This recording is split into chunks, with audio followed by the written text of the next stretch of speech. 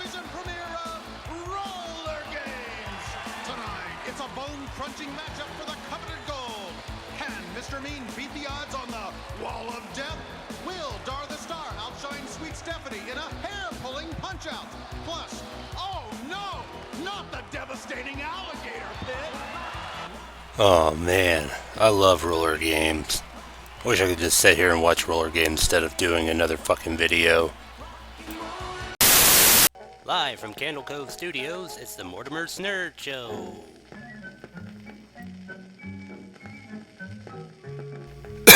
What is this shit? Howdy everybody. What do you get when you cross an elephant and a rhino? Elfino. Bro, that's so fucking lame. Not even a good joke. What do you get when you cross a middle-aged man with a failed degree?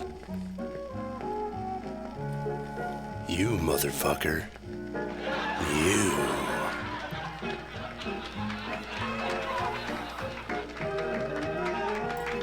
What the fuck's going on? I'm talking to you, Doc. What do you think you're doing? Oh, okay, so this is a thing. I guess I'm, watching roller games. What's it to you, bro? Don't you have a deadline to do?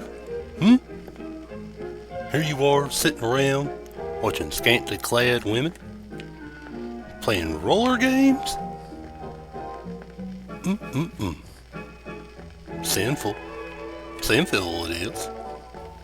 What's sinful is me not putting my foot in your ass. Get to your point. Or get to my show. Just something to think about.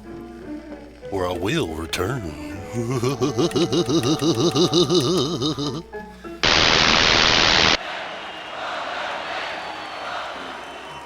Well, here is another look at how we... What was that? Seriously, were we not going to talk about that?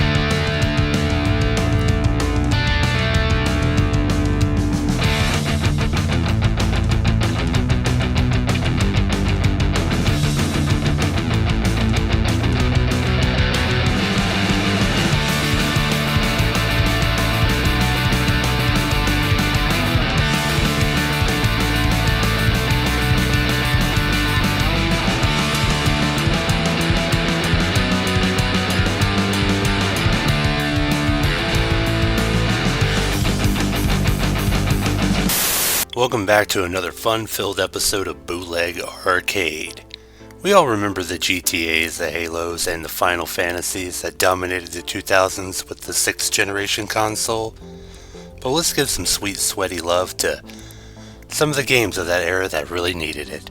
Starting off with number 5, Dead to Rights.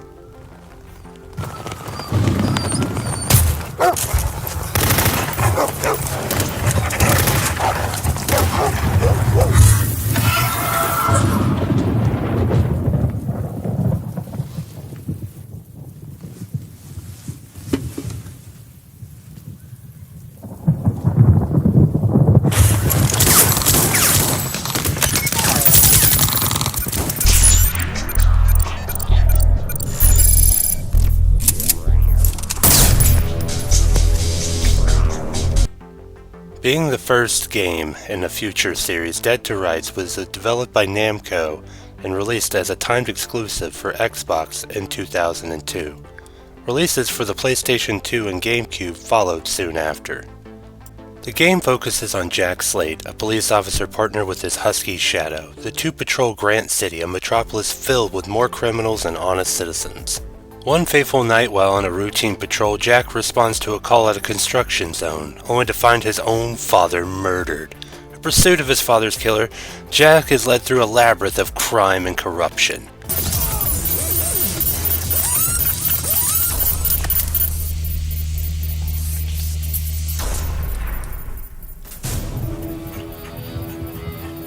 What the dog doing? Well, sounds fun and all, but how does it play, you might ask? Well, for a supercharged action noir thriller, Dead to Rights goes beyond hard, as the kids would say, taking some of the best and the worst from current shooters, like Max Payne and, well, mostly Max Payne, but also using it to tell their own story. The controls are that comfortable jank you should be used to playing with older titles like these, especially if you're familiar with titles like True Crime and Max Payne and Grand Theft Auto. With a B-movie action vibe, this is a must-play for retro game enthusiasts. So if you don't mind clunky controls and a weird narrative, I suggest you pick this game up. Definitely worth being number 5 on this list. Now on to number 4. Boosted operation number, now! Oh, Metal Arms, we have missed you. If you're not familiar with Metal Arms, our 4th title on today's list, then I don't think we can be friends. Metal Arms Glitch in the System is a third-person shooter and action-adventure game developed by American team Swingin' Ape Studios and published by Vivendi Universal Games. The player plays as a robot named Glitch on a planet known only as Iron Star, where a group of robots created evil droids that are attempting to take over the planet. Sounds simple enough, I think. In total, there are over 42 levels in the main story campaign, filled with cave systems, wastelands, and cities, all for the player to explore. If you're lucky enough to even have friends, you sad bitch, you can also enjoy the multiplayer mode, which becomes primarily a first-person shooter. I must add, I was highly addicted to this in my high school years, and I couldn't get enough of the open-world terrains you could battle in with the multiplayer. With funny and unique characters and an art style all its own, it's easy to say why we think this needs a little bit more love, and also why we think it belongs on this list. On to number 3. From the shards of tattered dreams I rose, unwilling, tossed upon tides of pain that flowed and ebbed and left me searingly awake, and more revoltingly alive. That's relatable. Blood Omen 2 is an action-adventure video game developed by Crystal Dynamics and published by Eidos Entertainment for the PlayStation 2, Xbox, PC, and the GameCube. You would think with the vampire culture on the rise in the mid-2000s, with the likes of Blood Rain, Vampires the Masquerade, and of course the infamous Underworld, that the series would shine, but sadly, this one was overlooked. Blood Omen 2 is the 4th title in the Legacy of Kain series, and is a sequel to, well, the predecessor Blood Omen 1, Legacy of Kain. With the Blood Omen's protagonist being the vampire Kain, returning for the central character, with a huge 3D upgrade from its predecessor, complete with gothic, gory environments, challenging puzzles, and a stealth mission, which at its time was still a new concept, and that's where it really shines. Because not only did you have the basics of simple counters, parries of normal combat that we had of the game at the time, we also had the ability to sneak behind enemies and do final kills, or finishing moves, which, being a huge fan of Mortal Kombat, who doesn't love finishing moves? Literally, look at these, they're amazing.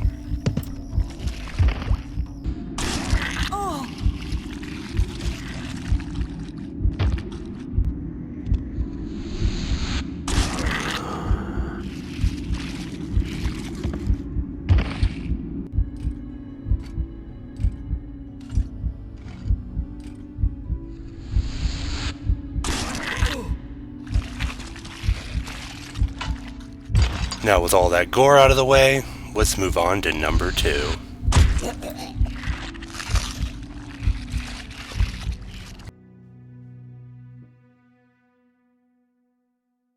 Long before the likes of Red Dead Redemption 1 and 2 and even Gun, Rockstar Games acquired an unfinished horror western shooter from an auction presented by Capcom, and used it to create a blazing arcade-style third-person game fueled with precision gunplay. Red Dead Revolver is a classic tale of vengeance. On the untamed frontier, the addictively fun, innovative combat scheme awards accurate and ruthless elimination of backwater lowlifes. Ride down outlaws on horseback, fight bloody duels aboard trains, command stagecoaches, and earn your quest for justice. That's what the game was all about. The game is punctuated with dark humor and filled with elements to make the Wild West so compelling. Red Dead Revolver's story is told through full motion cutscenes, which were kind of cool at the time and not really fully done and usually skimped out using FMVs that were pre-made and not in-game engine. Adorned with the sepia aesthetic of the spaghetti western tone and easy to pick up linear gameplay, I suggest everyone pick up this number 2 game on our list, Red Dead Revolver, because honestly, it's just that addictive. I don't know what else to say. It is seriously addictive, and the story is genuinely good. It's genuinely fucking good, so check it out, okay? Now, before we go on to number 1, which I know you want to know what the number 1 game is, I know you do, it's time for Mail Call. The mail's here. Come on. Bye, guys. Alrighty, tonight's Mail Call comes from a video we posted almost 2 weeks ago entitled Doc's Unfinished Projects, and it comes from Ceiling Fan 7030. Ceiling Fan says, I love the style of your videos. YouTube just recommended me your channel, and this shit is fire. Thank you, Ceiling Fan. I actually needed that today. You have no idea. Alrighty, our next bit of mail comes from Awardman75, which is also our moderator. I love that he likes to talk to us through comments. That actually, I generally do like that. He says, I need Koffin Club Paranormal Project in my life. Amen, brother. Amen, brother. Well, that's all we have for today's mail call. If you want to be a part of mail call, all you have to do is comment. All comments are read, and most likely all comments will be replied. So, please, nothing a little too crazy, nothing a little too derogatory or hateful, but we would love to have a nice shout out from you guys, and who knows, it could go viral. At number 1, we have Way of the Samurai 2. The game takes place during the Edo period, where you, the player, star as a starving ronin who collapses at the gate of the famous trading island city called, I'm going to butcher this, Amahara. Sooner thereafter, a little girl shares her rice ball with the ronin, giving him or her, depending on your player's choice of energy, a choice appears, introducing the player to the diverse life of the samurai. Choice is the name of the game in Way of the Samurai 2, which brings literal days of replayability. Unlike the modern games like Mass Effect, your choice actually does affect the story. Unlocking new weapons that you normally wouldn't get for joining certain tribes, or just different outfits and apparel, you are rewarded from playing the game multiple times and also making different choices.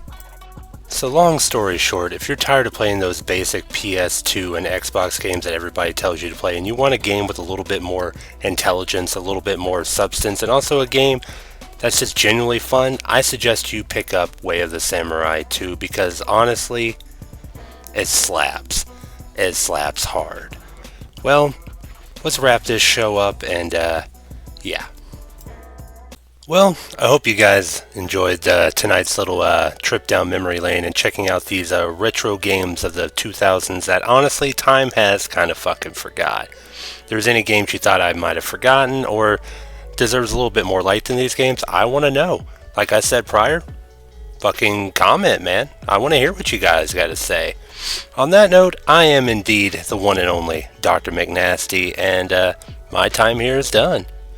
Don't forget to like, subscribe, and comment like I said before. You guys take it easy. Bye!